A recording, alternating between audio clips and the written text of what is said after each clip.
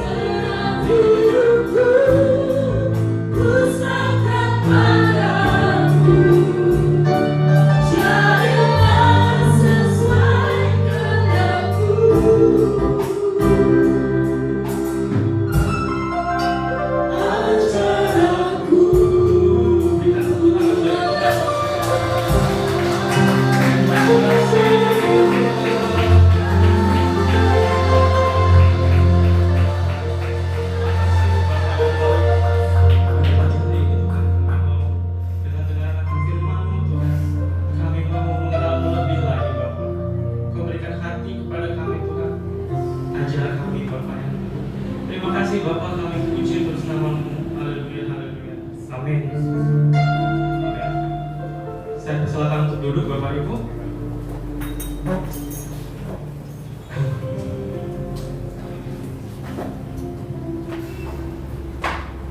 Baik, saya ucapkan shalom kepada kita semua.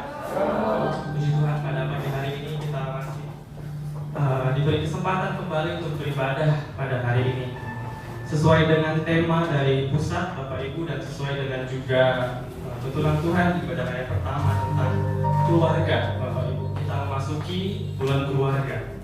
Nah, saya bersyukur dan kita semua patut juga bersyukur karena wadah kita, karena gereja kita itu diberikan tema-tema yang fresh setiap bulannya. Amin. Ibaratkan makanan itu gak akan pernah ada habisnya ataupun gak akan pernah ada bosannya. Jadi kita setiap bulan ada fokus-fokus tertentu pada gereja kita. Nah, Bapak Ibu Saudara, sesuai dengan slide di layar, the integrity of the Christian family, integritas keluarga Kristen. Nah, Bapak Ibu, kenapa ada pembahasan ini? Gitu kan? Kenapa pembahasan keluarga Kristen itu begitu penting, Bapak Ibu? Kita boleh lanjut ke slide berikutnya. Nah, ternyata ini adalah backgroundnya. Kenapa sih kita membahas keluarga pada bulan ini? Nah, kita bisa lihat slide di layar dan juga kita bisa membuka Kisah Para Rasul 3 ayat 21. Kita sama-sama membacanya dengan suara yang nyaring. Kalau suara dapat boleh katakan amin. Baik. Kisah Para Rasul 3 ayat 21, mari kita baca 1, 2, 3. Kristus itu harus tinggal di surga sampai waktu pemulihan segala sesuatu, seperti yang difirmankan Allah dengan perantaraan nabi-nabinya yang kudus di zaman dahulu. Nah, ternyata background pembahasan kita pada hari ini adalah ini, Bapak Ibu. Kisah Para Rasul 3 ayat 21 mengatakan bahwa Tuhan Yesus itu gak akan datang ke dunia kalau dunia itu belum dipulih. Amin. Kalau dunia itu belum dipulihkan. Nah, jadi kenapa keluarga begitu Bapak Ibu ya? Karena bayangkan aja Bapak Ibu, keluarga yang sehat akan melahirkan suatu masyarakat yang sehat juga. Jadi dalam keluarga itu Bapak Ibu, kita sebagai bagian dari keluarga, bayangkan ya, satu keluarga mungkin rata-rata isinya ada 5 gitu ya. Bayangkan 100 keluarga Bapak Ibu, 5 dikali 100 adalah 500. 500 orang ini udah berintegritas Bapak Ibu dan siap untuk mengubahkan dunia sesuai dengan apa yang dikatakan Kisah Para Rasul 3:21. Kristus harus datang sampai untuk pemulihan segala sesuatu. Nah, jadi kesimpulannya kita membahas keluarga pada pagi hari ini untuk sebagai kita itu wadah untuk memulihkan keadaan dunia. Nah, di terjemahan bahasa Inggrisnya lebih baik lagi saya membacanya. Acts 3 chapter 21. Heaven must receive him until the time comes for God to restore everything, as he promised long ago through his holy prophets. Nah, di terjemahan bahasa Inggrisnya lebih ditekankan lagi bahwa Tuhan itu mau mengubah segalanya, gitu ya. Tuhan sendiri yang mengubah segalanya. Dan nah, siapa? Apa yang menjadi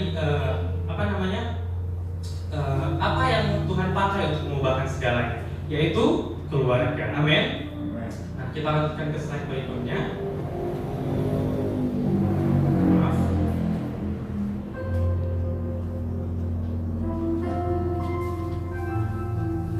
Baik, itu adalah pendahuluan kita kenapa kita membahas tentang keluarga. Nah, ternyata inilah sesuatu yang terjadi yang sekarang ini Bapak Ibu.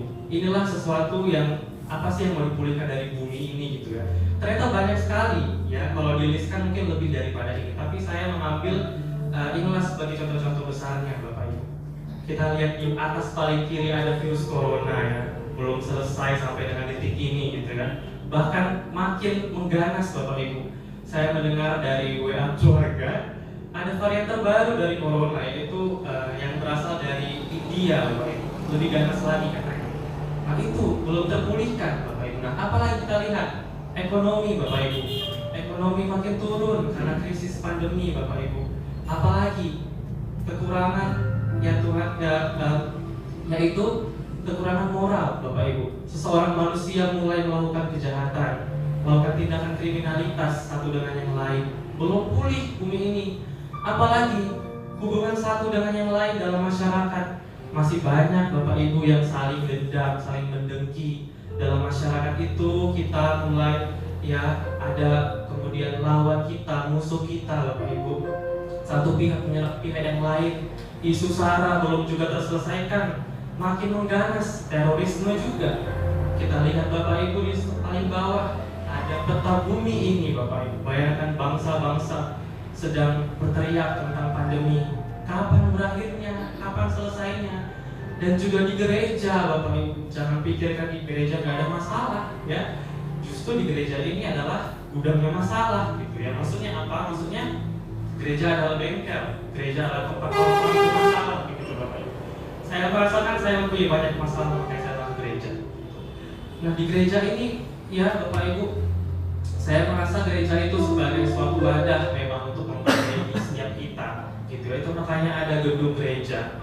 Saya mengartikan gereja sebagai 4 sisi gedung ya, bukan hanya untuk memuji menyembah Tuhan, tetapi dalam 4 sisi gedung inilah kita orang percaya berkumpul gitu ya. Kita orang percaya saling menguatkan gitu. Makanya diciptakanlah gereja, itu menurut saya Bapak Ibu. Karena saya di gereja mendapatkan teman, saya di gereja mendapatkan pengajaran, dan saya semakin dikuatkan di gereja gitu. Dan yang terakhir ada keluarga gitu Bapak Ibu. Keluarga menurut saya adalah sangat penting ya, sesuatu yang memang belum dipulihkan. Banyak sekali keluarga-keluarga yang mengalami masalah pada hari-hari ini. Nah, kenapa sih keluarga harus banget ya menjadi sasaran untuk dipulihkan? Baru lanjut ke slide berikutnya. Nah, Bapak Ibu Saudara, kenapa? Karena Tuhan memakai keluarga sebagai wadah yang kecil untuk memulihkan bangsa yang besar. Seperti yang sudah saya katakan tadi, keluarga yang kecil ini berdampak banget buat suatu bangsa. Ya, dalam suatu keluarga mungkin yang saya katakan tadi 5 dikali 100, 500. Bayangkan semua keluarga Bapak Ibu pulih. Si anu pulih, keluarga si anu pulih. Wow, menghasilkan suatu daerah, menghasilkan suatu ya provinsi, suatu bangsa yang baik, suatu bangsa yang berintegritas gitu ya. Nah, lanjut ke slide berikutnya, mengapa keluarga ya? Bapak Ibu Saudara, mengapa keluarga menjadi sangat penting? Yang pertama, keluarga menjadi peranata sosial utama Bapak Ibu. Saya SMA belajar sosiologi, jadi memang keluarga ini sangat penting ya. Di keluarga itu menjadi, begitu kita lahir, keluargalah menjadi sasaran pertama kita di kehidupan. Kita lahir besar dan menua dalam keluarga, dan kita juga dikenal masyarakat karena keluarga. Nah Bapak Ibu Saudara, keluarga itu penting sebagai sebutan kita, sebagai julukan kita Bapak Ibu. Seperti contohnya saya bisa ambil contoh. Saya adalah Timothy Situmorang. Berarti saya sering dikenal orang sebagai Situmorang gitu ya. Saya juga lebih dikenal juga dengan anaknya polisi pendeta gitu ya. Banyak orang yang bilang, siapa ya kau? Ada apa ya kau? Situmorang, tinggal di mana kau? Sampai terbilang, oh polisi pendeta itu. Bahkan maaf cakap, ada yang bilang maaf sekali Pak, yang botak itu katanya kan. Ada yang bilang seperti itu. Jadi kita begitu dikenal oleh masyarakat karena keluarga kita.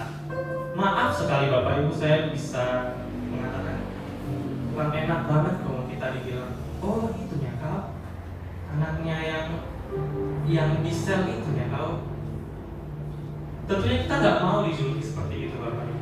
Makanya pada pagi hari ini kita belajar tentang keluarga supaya keluarga kita pulih. Amin. Di slide selanjutnya kita bisa lihat. Yang kedua, keluarga adalah tempat untuk pulang. Ya. Ini sangat penting sekali dan kita boleh melihat ya. Saya mengambil kutipan dari seseorang. Saya nggak tahu kutipan dari siapa ya. Saya kutip dari orang ini. Keluarga adalah tempat kita berasal yang memberikan kekuatan kepada kita dalam saat kita pergi dan memberikan pelukan hangat ketika kita pulang. Gitu Bapak Ibu. Saya sangat merasakan ini Bapak Ibu. Terutama saya pada hari-hari ini les ke Medan ya, sering saya pada saat mau pergi, mungkin ini tidak secara harfiah ya, saya selalu berpelukan dan selalu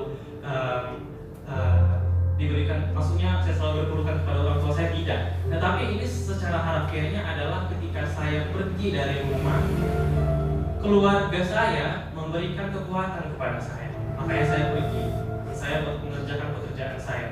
Nah ketika saya pulang, apa apa yang dilakukan keluarga?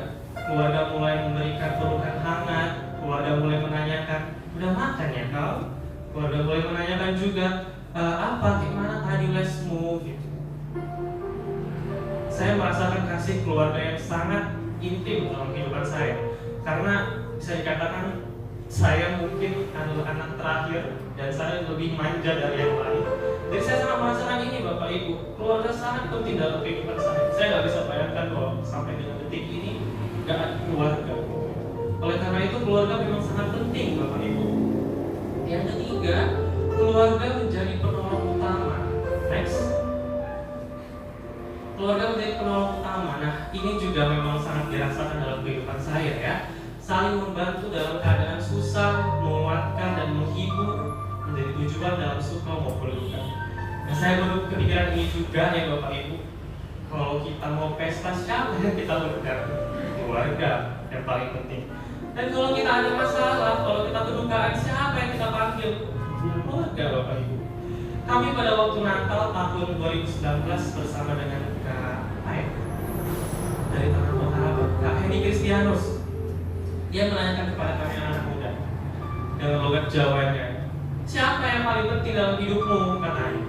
Banyak yang jawab Tuhan Yesus, banyak yang jawab juga Tuhan gitu ya. Tapi mari berpikir realistis terlebih dahulu. Memang keluarga menjadi sangat penting gitu ya, menjadi sasaran panggilan kita Bapak Ibu. Kalau kita misalnya kenapa-napa ya keluarga gitu. Mari jaga hubungan kita dengan keluarga satu dengan yang lain. Next. Keluarga menentukan sikap dan kepribadian seseorang. Wow ya, ini sangat terasa sekali dalam kehidupan saya karena saya pribadi dibesarkan di keluarga hamba Tuhan, puji Tuhan. Dari kecil saya dikenalkan dengan Tuhan. Ya, saya merenungkan itu sebagai sesuatu yang sangat haru dalam kehidupan saya, Bapak Ibu. Karena saya bersyukur sekali saya dibesarkan dengan firman Tuhan. Saya bisa kemudian menikmati kebersamaan dengan orang tua saya, itu bukan ke kafe, bukan bercanda-canda ke pantai ataupun ke lingkungan-lingkungan orang-orang ya yang suka have fun gitu. Tapi saya dibesarkan justru di lingkungan gereja, Bapak Ibu. Kalau bisa ditarik presentasi dari saya lahir sampai dengan saat ini, mungkin saya bisa bilang 20%, 30% hidup saya dihabiskan bersama dengan keluarga di gereja. Saya paling ingat dulu kecil, saya dibawa orang tua saya karena saya memang paling kecil. Saya takut dulu, penakut banget ya. Di rumah nggak takut sendiri, di rumah takut sendiri. Jadi karena nggak ada teman, ya saya ikut aja doa pengerja ke meja. Karena mau nggak mau saya nggak mau di rumah sendirian gitu. Jadi saya di sana melihat satu dengan yang lain. Bayangkan Bapak Ibu, saya udah ikut doa pengerja di usia ke 7 tahun gitu ya. Saya melihat samping kanan kiri saya memuji menyembah Tuhan. Wow, menjadi kebiasaan bagi saya. Dan saya dulu orangnya itu sangat meniru yang lain gitu ya. Jadi semua saya tiru. Pulang dari sesuatu, saya pulang ke rumah, kemudian saya tiru Bapak Ibu. Sampai ada meja plastik Bapak Ibu, meja plastik. Itu dulu saya jadikan mimbar. Disitulah saya pura-pura nyanyi nyembah Tuhan. Saya ikutin WL di depan. Saya mulai berbicara, saya mengingat yang tadi apa yang dikatakan khotbah. Dan apa yang terjadi Bapak Ibu? Meja plastik pun roboh ya, meja plastik pun hancur, dan kami beberapa kali mengganti meja tersebut. Itulah kesenangan saya dulu Bapak Ibu. Senang banget biru-biru yang saya lihat itu. Dan puji Tuhannya saya melihat hal yang baik begitu Bapak Ibu. Maka terjadilah Timothy yang sekarang ya. Timothy yang bisa berdiri di depan Bapak Ibu. Saya lanjutkan, arahan orang tua, kebiasaan etika, itulah yang menentukan sikap dan kepribadian seseorang. Orang tua harus menjadi role model ya. Etika itu sangat penting dalam kehidupan kita berkeluarga. Sikap asli seseorang dilihat dari rumah. Oleh karena itu berikan contoh yang baik ya. This is so important for us. Ini sangat penting bagi kita, jangan dianggap remeh. Karena sesungguhnya asli kita itu di rumah. Asli kita itu di rumah pada saat kita dilihat oleh anak, suami, istri kita, ataupun yang dilihat. Itulah asli kita. Itu sangat menentukan kepribadian kita. Oleh karena itu kalau di rumah Mari berikan contoh yang baik kepada anak-anak, ya. Mari berikan sesuatu ya yang bisa jadi diingat sama mereka. Karena kita itu sama mereka. Kita itu seperti contoh saya, mungkin dengan adik-adik ataupun dengan yang lain, saya berikan kebiasaan-kebiasaan baik supaya dicontoh. Amin. Kita lanjutkan. Nah, Bapak Ibu Saudara kasih Tuhan, di dalam keluarga Kristen inilah yang paling penting ya, instruksi keluarga Kristen. Kalau kita boleh lihat di Alkitab dalam terjemahan New International Version, ada judul perikop Instruction of the Christian Family. Jadi lebih luar biasa ya, makanya kalau bisa kita belajar bahasa Inggris juga supaya lebih mengerti Alkitab itu lebih dalam gitu ya. Instruksi keluarga Kristen katanya. Hai istri-istri, tunduklah kepada suamimu sebagaimana seharusnya di dalam Tuhan. Jadi dalam perikop ini Bapak Ibu, mungkin kaum ibu ya, hai istri-istri, tunduklah kepada suamimu katanya. Ya maafkan saya saat terlalu rancang mungkin membicarakan ini, tapi dalam Alkitab Bapak Ibu tidak ada hai istri-istri tunduklah kepada suamimu yang baik. Tidak ada hai istri-istri tunduklah kepada suamimu yang berkelakuan amat baik. Tidak ada. Tapi katanya hai istri-istri tunduklah kepada suamimu, baik dia jahat, baik dia baik. Jadi dalam firman ini kita ditegur oleh Tuhan. Ya, suami adalah pemimpin dalam suatu rumah tangga. Tunduklah kepada suami. Seharusnya itu dalam Tuhan, kata Tuhan sendiri. Yang kedua, hai suami-suami, kasihilah istrimu dan janganlah berlaku kasar terhadap dia. Janganlah berlaku kasar terhadap dia, katanya Bapak Ibu. Jadi dalam firman ini kita dituntut untuk nggak boleh kasar, gitu ya. Sebagaimana kita itu nggak boleh kasar memang. Tapi khususnya kepada para suami-suami, ya. Karena saya pribadi sering melihat ya, banyak banget di lingkungan masyarakat, banyak banget suami-suami yang dia baru mukulin aku kemarin, kayak mana ini gitu ya. Saya mendengar orang-orang. Nah ini Bapak Ibu, dalam terjemahan bahasa Inggrisnya lebih baik lagi kita lihat. Sebelum itu kita baca dulu ayat 20. Hai anak-anak, taatilah orang tuamu dalam segala hal, karena itu yang indah dalam Tuhan. Itu yang indah dalam Tuhan. Nah, saya lupa kutip di ayat ke-21-nya. Di ayat ke-21-nya saya baca dalam bahasa Inggris karena cuma ada bahasa Inggris ya.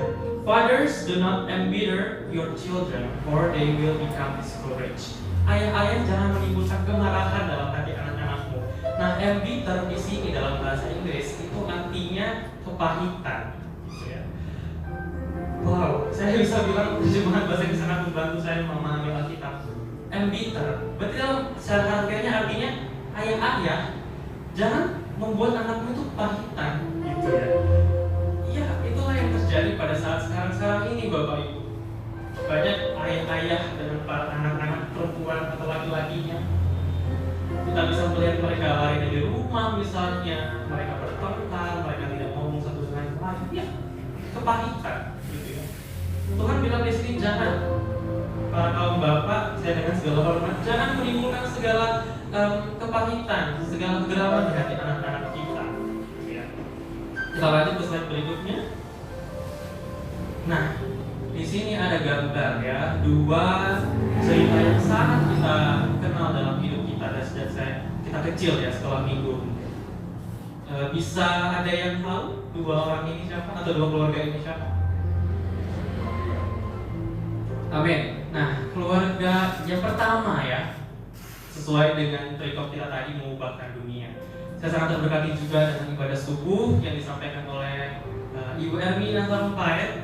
Nah, keluarga itu adalah duta gitu ya, duta untuk menyelamatkan dunia memang. Wow, memang kesannya ini terlalu lebay untuk dikatakan duta menyelamatkan dunia keluarga. Bagi orang dunia mungkin bakal gitu ya. Tapi ini sangat powerful Bapak Ibu. Karena memang keluarga itu dipakai Tuhan menyelamatkan dunia. Yang pertama ada keluarga Nuh, ya, Kejadian 6 ayat 9. Inilah riwayat Nuh. Nuh adalah seorang yang benar dan tidak tercela dalam Tuhan dan sesamanya. Tuhan milih Nuh untuk menyelamatkan dunia. Karena Nuh lah kita ada pada hari ini, gitu ya.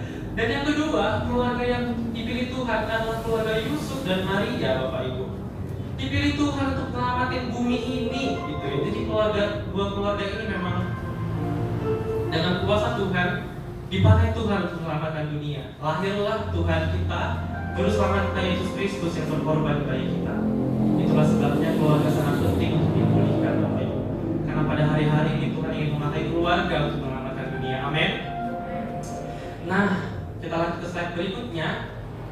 Ini ada beberapa pesan Tuhan bagi kita semua, baik 3 generasi yang ada di gereja ini, ya. Yang pertama kita dulu kepada anak-anak. Nah, ajar anak-anak sejak dini, arahkan anak-anak untuk tunduk mengasihi Tuhan. Biarlah berdoa, membaca firman dan puji sembah Tuhan menjadi hobi dan gaya hidup mereka. Dan juga kita harus menjaga attitude dan sikap. Karena anak-anak itu memang sangat penting, ya. Saya nggak punya background mengajar, tapi saya rasa saya pernah mengalami diri sebagai anak-anak. Memang anak-anak itu mempunyai passion yang sangat luar biasa. Anak-anak itu punya roh yang mau tahu luar biasa. Karena saya mengalami itu. Oleh karena itu, inilah kesempatan kita untuk mengajarkan kepada anak-anak supaya passionnya itu untuk passion Tuhan, bukan passion yang lain. Membaca firman Tuhan, puji sembah Tuhan menjadi hobi. Ya, kalau kita lakukan itu, kita nggak usah takut anak-anak kita bakalan gimana sampai seterusnya. Karena hobi dia dari sejak kecil adalah memuji sembah Tuhan, gitu ya. Dan juga yang paling penting, jaga attitude dan sikap. Kita boleh buka Amsal 22 ayat 6. Dalam Amsal 22 ayat 6, supaya sedikit lebih cepat saya akan membacakan. Didiklah orang muda menurut jalan yang patut baginya, maka pada masa tuanya pun ia tidak akan menyimpang daripada jalan itu. Nah, seperti yang sudah kita bahas tadi, Bapak Ibu, anak muda itu memiliki rasa yang ingin mencontoh, gitu ya. Oleh karena itu, manfaatkanlah kesempatan itu untuk mengajar yang baik-baik, supaya kita nggak usah ragu-ragu lagi masa tuanya. Masa tuanya itu karena dari awal sampai akhir udah mengandalkan Tuhan. Jadi dia itu mengingat itu sampai masa tuanya. Kita move ke anak-anak muda. Nah, angkat tanganmu anak-anak muda yang dikasih Tuhan. Nah, ini adalah pesan untukmu, Bapak Ibu. Boleh juga ya, kalau lagi anak muda. Oke. Nah, anak muda, yuk kita dengarkan pesan Tuhan. Anak muda, mari pertahankan standar terang. Nah, ini saya dapatkan juga di Natal Pemuda tahun 2020. Natal di Paskah Pemuda yang disampaikan oleh Cireni pada saat itu mengatakan pertahankan standar terang, karena kita anak-anak muda sudah ditebus oleh darah Yesus. Kita itu sudah ditarik dari kegelapan. Status kita itu sudah anak-anak terang. Jadi kita harus mempertahankan standar itu. Kita nggak boleh lagi main-main terang gelap.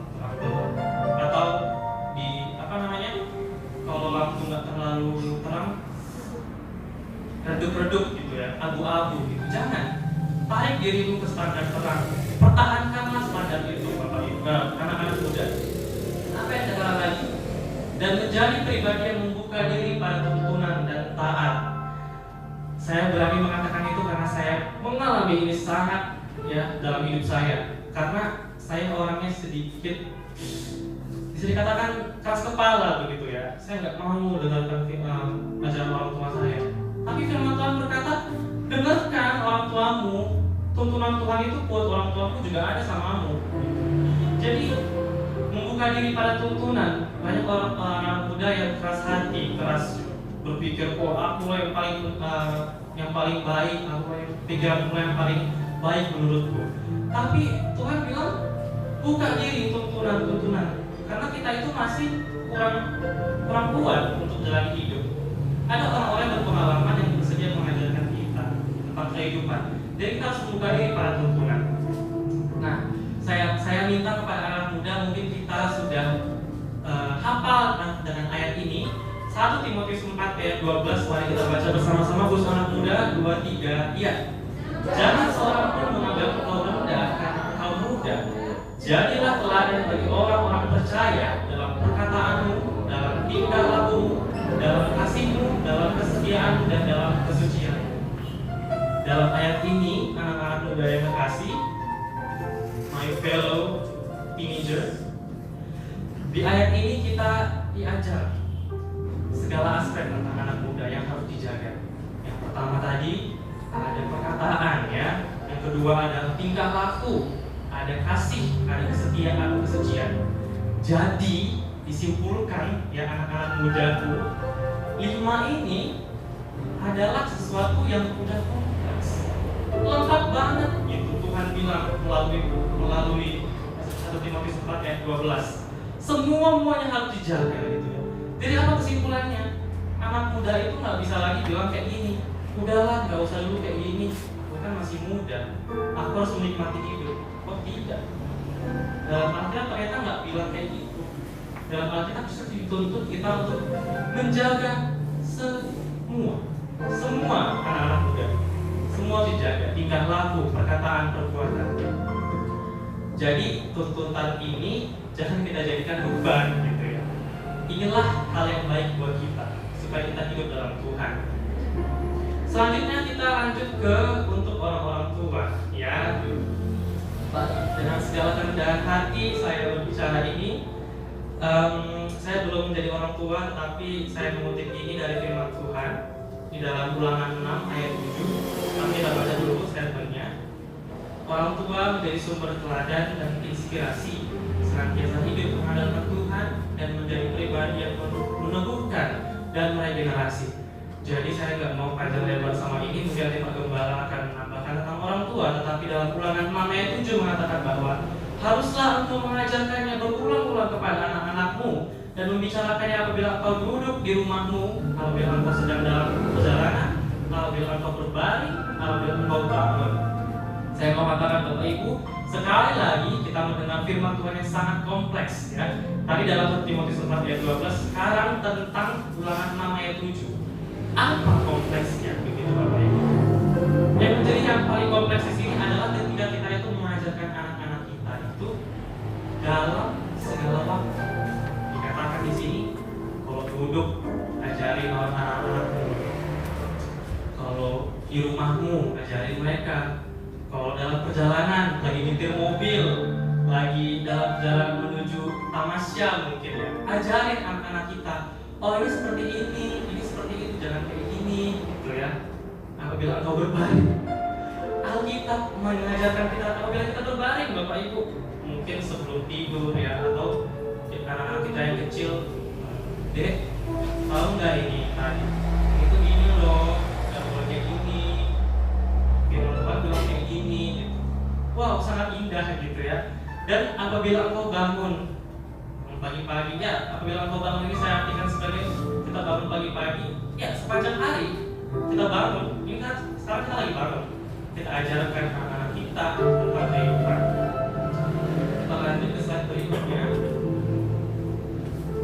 Ini adalah rumah tangga yang kita dapatkan kemarin pada saat doa puasa yang dibagikan oleh Pak Suwarden ya. Saya bingung dengan arti dari rumah tangga sebelumnya. Kenapa rumah tangga itu harus tangga? Kenapa rumah tangga nggak rumah atap gitu, atau rumah lantai? Karena secara harfiah Bapak Ibu tangga ya, tangga cuma punya 2 tiang penopang, yaitu ibu dan bapak. Ini wow, saya artikan sebagai memang dalam kehidupan rumah tangga hanya boleh ada 1 ibu dan 1 bapak. Dan di sini 2 tiang penyangga ini diibaratkan sebagai sosok ayah dan ibu dalam suatu keluarga. Nah, anak-anak tangga itu adalah anak-anak kita, saya, gitu ya. Jadi tadi kesimpulan adalah suatu rumah tangga akan menjadi kuat apabila ayah dan ibu itu kokoh di sisi kiri dan kanan untuk menopang anak-anaknya. Dan secara harfiah juga anak tangga itu kan supaya kita itu naik ke atas. Berarti anak-anak itu dituntut untuk naik ke atas dan memijaki suatu anak tangga yang kokoh gitu. Jadi apa yang terjadi kalau kalau yang penopang sebelah kiri rapuh dan sebelah kanan ataupun sebelah kanan rapuh? Anak-anak jatuh dan tidak bisa naik.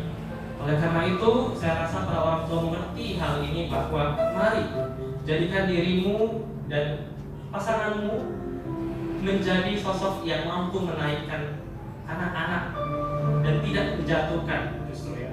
Mari bangun anak tangga rumah tangga kita untuk bisa melahirkan regenerasi yang baik. Amin. Kita lanjut ke slide berikutnya. Tadi kita sudah berbicara tentang regenerasi ya. Saya sangat excited untuk membahas hal ini. Regenerasi adalah pembaruan semangat dari tata susila. Saya dapat dari KBBI, pembaruan semangat dari tata susila. Berarti apa? Berarti dengan kita meregenerasi, kita berusaha untuk memperbaiki susila kita. Susila itu adalah moral. Jadi semakin kita meregenerasi, semakin kita mengajarkan moral kepada anak-anak kita. Dan regenerasi adalah penggantian generasi tua kepada generasi muda, Bapak Ibu. Jadi regenerasi itu bukan hanya sebatas pergantian usia, tetapi juga pengajaran yang lebih dan lebih lagi, supaya generasi di bawah kita itu kuat. Kita lanjut ke slide berikutnya. Saya kutip dari ajaran Tuhan Yesus, di mana gimana sih Yesus mengajarkan murid-muridnya, dan bagaimana sih seharusnya orang tua mengajarkan anak-anaknya. Yang pertama, Tuhan Yesus itu berjalan di depan sebagai contoh. Nah, saya sering sekali membuka YouTube dan melihat film Tuhan Yesus dalam bahasa Indonesia. Itu dalam cuplikan film itu, Tuhan Yesus itu berjalan di depan ya, selalu di depan, murid-muridnya di belakang. Artinya apa? Ikutilah Yesus, ikutilah teladannya, gitu ya. Jadi Tuhan Yesus itu sebagai teladan yang patut dicontoh, gitu ya. Dan yang kedua, berjalan di samping sebagai pemaaf atau penolong. Ini saya ambil dari kisah Petrus, di mana dia itu mulai bimbang saat berjalan di atas air karena dia tidak percaya, karena dia pikir dia mau jatuh. Tapi di sini Tuhan Yesus datang sebagai seorang penuntun. Dia itu nggak marahin Petrus, tapi dia ngingetin Petrus pastinya ya. Dia itu cuma melakukan, ayo bangkit lagi, berjalan lagi. Gitu. Jadi Tuhan Yesus itu ada di samping kita pada saat kita itu jatuh. Kita dibangkitkan oleh Tuhan Yesus, dan Tuhan Yesus itu sebagai pemaaf kita pada saat kita jatuh. Yang ketiga, Tuhan Yesus berjalan di belakang sebagai pengawas. Wow ya, pengawas. Jadi ini saya ambil juga dari waktu para dua murid berjalan dari Emmaus pada saat kebangkitan Tuhan Yesus. Di situ Tuhan Yesus bangkit dan dua murid ini mulai istilahnya menggosip gitu ya, membicarakan tentang peristiwa kematian Tuhan Yesus. Mereka tuh mulai membicarakan, dan Tuhan Yesus itu diam-diam mengikuti di belakang. Dia sebagai pengawas dua orang ini. Ngomong apa sih? Gitu kan. Dan yang terjadi adalah ketika Tuhan Yesus itu mulai menyapa mereka, dan dua murid ini bilang, apakah kamu nggak mengetahui apa yang sedang terjadi pada saat-saat ini? Gitu ya. Itu yang dikatakan dua murid. Dua murid ini nggak percaya firman Tuhan. Dua murid ini kurang mengetahui firman Tuhan, di mana Tuhan itu akan bangkit gitu ya. Jadi Tuhan Yesus ini fungsinya sebagai pengawas. Itulah yang saya katakan, yang saya mau bilang tentang Tuhan Yesus sebagai pengajar muridnya, dan bagaimana seharusnya orang tua mengajarkan muridnya. Gitu. Nah, saya tutup dengan beberapa slide ini. Boleh next. Nah, ini mengapa regenerasi sangat penting dalam kehidupan kita. Pertama, saya bisa ambil contoh nyatanya. Pada 25 Juli 2010, pada saat ulang tahun gereja kita yang ke-17 tahun, keluarga besar GWN Plaza, yaitu Pak Bambang, memberikan tongkat estafet kepada generasi muda untuk mengembalakan, gitu ya. Jadi regenerasi itu adalah tadi pergantian usia muda ke tua, dan regenerasi juga adalah suatu bentuk kasih terhadap generasi muda kita, gitu ya. Memberikan tongkat estafet, mempercayakan tongkat estafet kepada yang lebih muda. Dan bukan hanya itu aja, seluruh kekayaan gereja dan aset gereja juga diserahkan kepada generasi muda. Kita ambil lagi contohnya, lanjut. Ada symphony worship. Siapa sih yang nggak tahu symphony worship gitu kan? Tadi lagu Yesus Kau Sungguh Baik itu merupakan lagu yang dinyanyikan oleh mereka. Symphony worship adalah regenerasi dari pemusik-pemusik yang ada di Sentul, Bogor, di bawah naungan GWI TCP. Mereka menjadi worship leader, Bapak Ibu, di event-event yang diselenggarakan oleh Pak Niko, gitu ya. Jadi Pak Niko ini sebagai opa, sebagai seorang yang dituakan di sana, mempercayakan anak-anak muda yang mengambil bagian di dalam panggung ini, gitu ya. Karena Pak Niko itu memberikan hati, memberikan kasih kepada anak-anak muda. mempercayakan mereka gitu ya. Mereka tampil di MDPC, FICC, mereka tampil juga di Empower 21, event untuk mencurahkan Roh Kudus kepada anak-anak muda. Mereka sangat dipakai oleh Tuhan dengan luar biasa, Bapak Ibu. Jadi WL, maaf ya, bukan menyinggung yang lain, tapi WL yang jadi WL di Doa Pekerja Pusat justru anak muda, gitu ya. Justru bukan Pak Wel ya ataupun yang lain, tapi orang tua di sana meregenerasikan anak yang muda, biar mereka diurapi Roh Kudus untuk membawa pujian penyembahan. Dan Symphony Worship di masa pandemi ini juga mereka tidak tampil di panggung, tetapi mereka membawa mimbar mereka dalam internet. Saya seringkali mengikuti ya pujian penyembahan yang mereka adakan di YouTube, Praise and Worship at Home. Sangat menyentuh hati saya, di mana ya mereka membuktikan bahwa generasi muda itu inisiatif.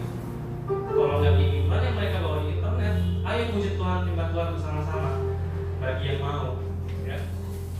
Dan yang terakhir ada statement dari Opa Niko, anak muda harus sungguh-sungguh intim dengan Tuhan.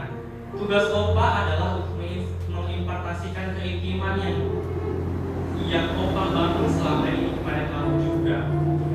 Jadi impartasi itu artinya mengkomunikasikan, menuntun dengan perlahan.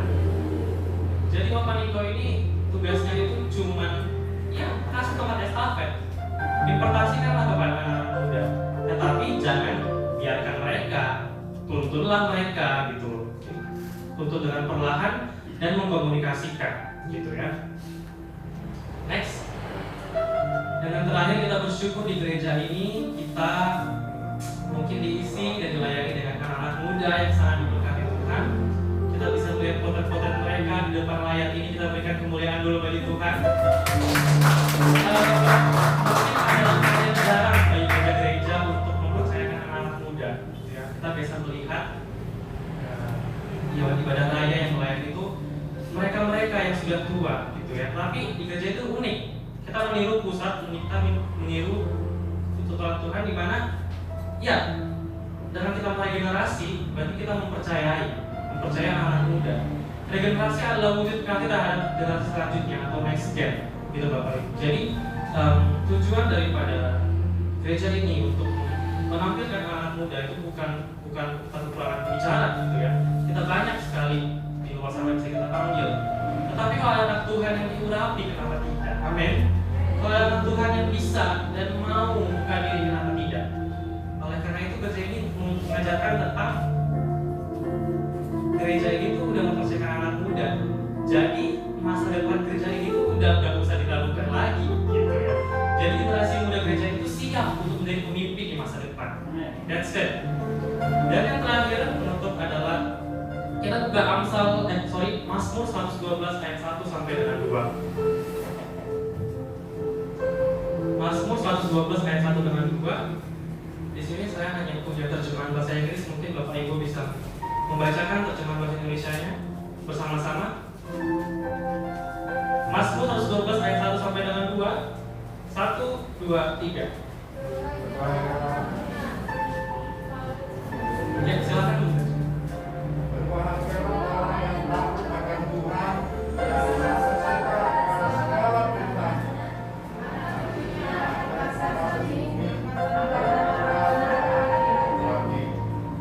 Amin. Jadi terjemahan bahasa Inggrisnya, diberkatilah orang-orang yang mengandalkan Tuhan, yang menuruti kehendak-Nya. Anak-anaknya itu akan perkasa di bumi. Generasi orang-orang benar akan diberkati.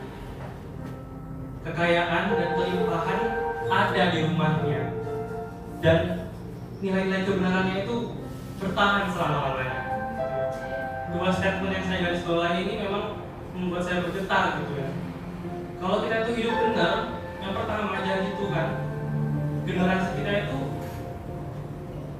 generasi orang benar itu akan diberkati. Jadi hidup benar, itulah kuncinya. Jangan takut sama masa depan anak-anak atau masa depan kita kalau kita hidup benar. Yang kedua, their righteousness endures forever. Ini sangat membuat bulu kuduk saya merinding gitu ya. Karena kalau orang meninggal orang sudah tutup usia, mereka meninggalkan nama, tapi orang benar meninggalkan nilai kebenaran mereka, dan nilai kebenaran itu bertahan selama-lamanya. Jadi Tuhan itu berjanji sama kita kalau kita hidup benar. Mari kita perhatikan keluarga kita lebih memberi hati kepada keluarga kita pada bulan-bulan. Amin. Saya undang Bapak Gembala.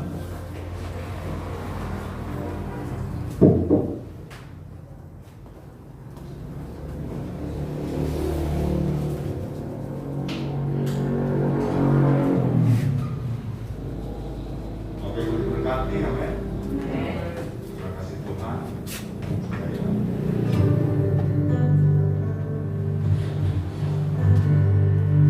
Berikan aku kepada Tuhan lewat Haleluya.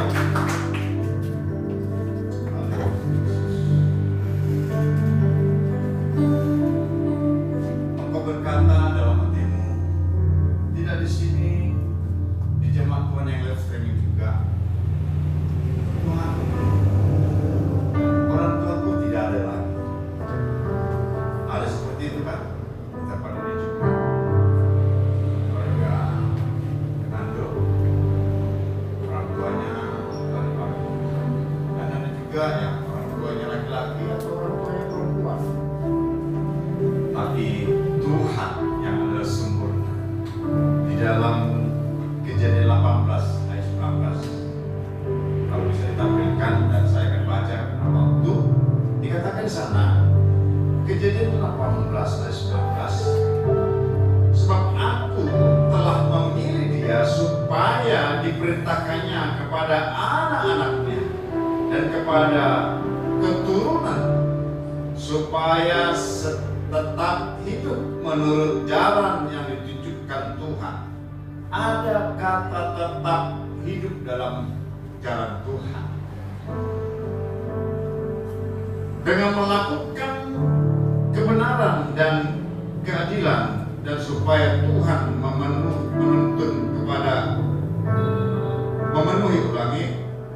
supaya Tuhan memenuhi kepada Abraham apa yang dijanjikannya kepadanya. Kata terakhir ini, Bapak Ibu Saudara kasih Tuhan dan jemaat Tuhan yang live streaming, ya, bukankah saudara dan saya adalah keturunan Abraham secara rohani? Mari, hal-hal yang baik yang orang tuamu turunkan kepadamu, lakukanlah itu. Amin. Jangan tiru yang tidak baik, tapi lakukanlah, karena Allah merancangkan rancang damai sejahtera. Takkan ujian.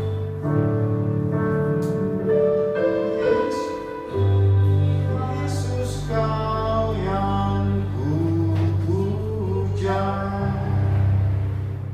selamanya kau kucipta, sampai akhir nafas hidupku. Yesus kau kekasih jiwa.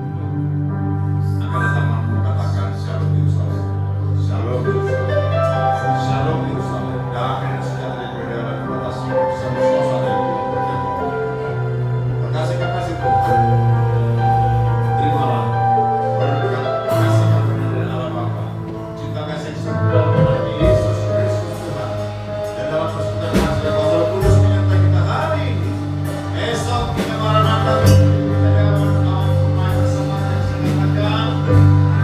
Amin. Silakan duduk.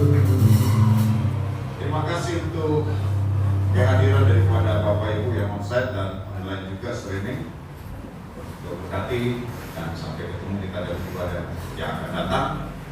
Terima kasih untuk tim musik, demikian terima kasih untuk yang lain semua. Shalom, Tuhan Yesus berkati. Selamat hari Minggu. Selamat hari Minggu, Tuhan Yesus memberkati.